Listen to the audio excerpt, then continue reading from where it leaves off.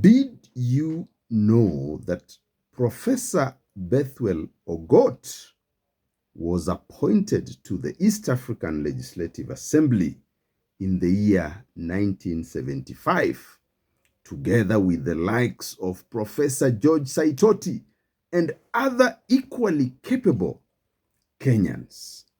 Today, the East African Legislative Assembly has become a dumping ground for political rejects, and many of the representatives usually just spend their time politicking in Nairobi.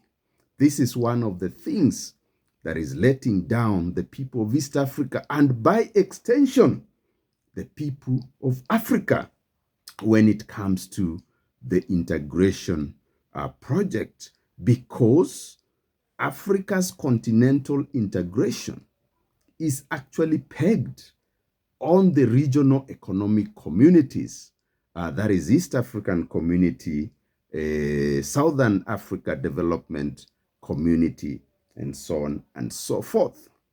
But today I want to read to you the thoughts of Professor Bethwel Ogot on an issue that is equally important and which I've talked about in my articles and in my videos.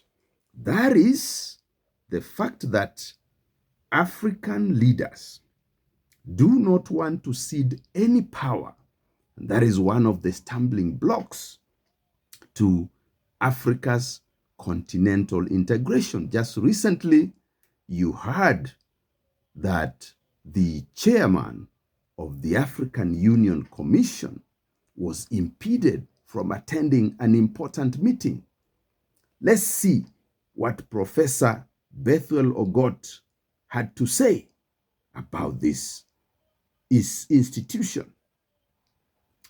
The second point I made was on the need for strong institutions.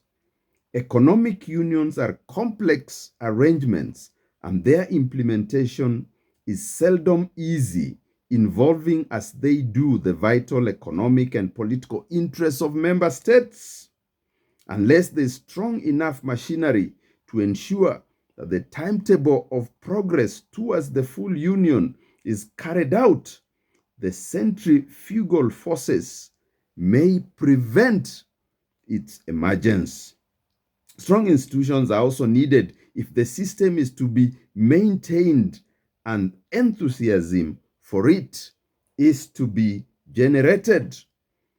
On the other hand, the member states may be unwilling to create strong central institutions which may be able to stand up against the national institutions. This, in my view, appeared to be our problem in 1975. A key issue is therefore the place of national sovereignty in such a scheme. Economic integration treaties generally required some surrender of sovereignty if they are to be successful.